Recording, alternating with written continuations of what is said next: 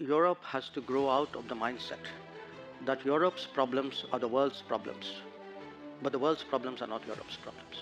That if it is you, it's yours. If it is me, it's ours.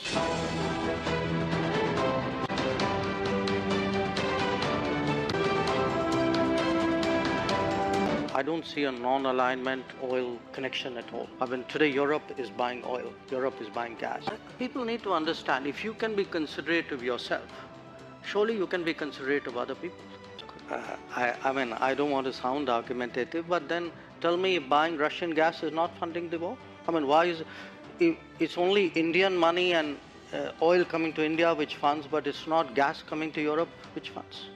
I mean, look, somewhere, let's be a little even-handed out here. And even this, look, the whole narrative that it's gone up 9 times. I mean, it's gone up 9 times from a very low base. And it was a very low base because at that time the markets were more open. Why if countries in Europe and the West and the United States are so concerned, why don't they allow Iranian oil to come into the market? Why don't they allow Venezuelan oil to come into the market? I mean, they've squeezed every other source of oil we have, and then say, okay guys, you must not go into the market and get the best deal for your people. I don't think that's a very fair approach. Don't understand in the West, but it isn't just the West, okay? I don't think people understand because they're not actually tracking the trade. We have been exporting wheat, okay? Typically we export about 2 to 3 million tons. Last financial year was a better year. We exported about 7 million tons. This year, before the heat wave hit us very badly, the expectation was that we would do substantial exports, and we were open. I mean, in fact, Prime Minister himself had said on various occasions, saying, look, we see that there's a food crisis in the world and we'd like to be of help. But what we then saw was a kind of run on our wheat, a large part of it done by international traders based out of Singapore and I think to some degree maybe Dubai. The result was actually the low-income countries, many of whom were our traditional buyers, like our neighbors. Now, what we saw was the low-income buyers were being squeezed out. The wheat was actually being stocked for being traded. So, in a way, our goodwill was being used for speculation. Mm-hmm. So we had to do something to stop that. Because it was also impacting us at home. Our prices were going up. If I were to take Europe collectively, which has been singularly silent on many things which were happening, for example in Asia, you could ask why would anybody in Asia trust Europe on anything at all? So here's the take.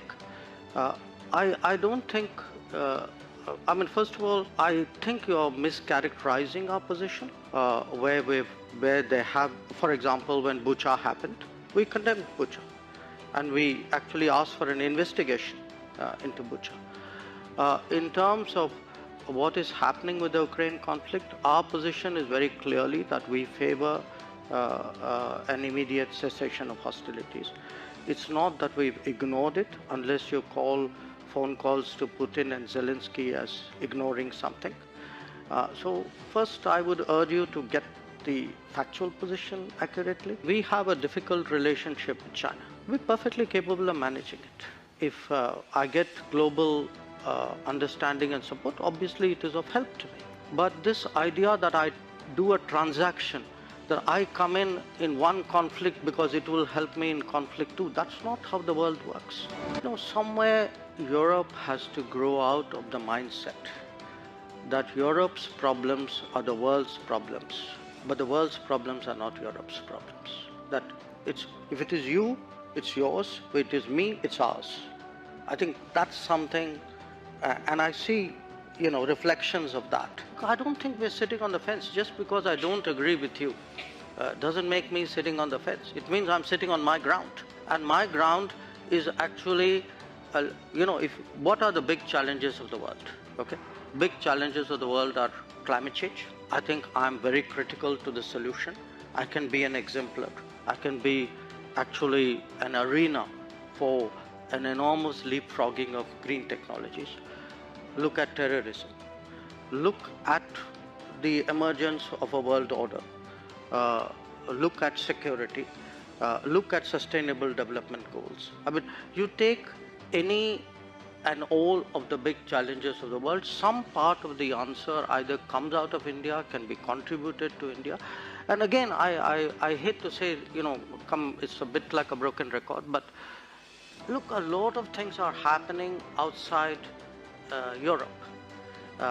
We have, partly because of climate change, for a lot of humanitarian, natural disasters, humanitarian responses. In our part of the world today, a lot of people look to us to help out. The days when they expected Europe to come, which Europe did at the 2004 tsunami, the difference today is nobody's even thinking of that anymore.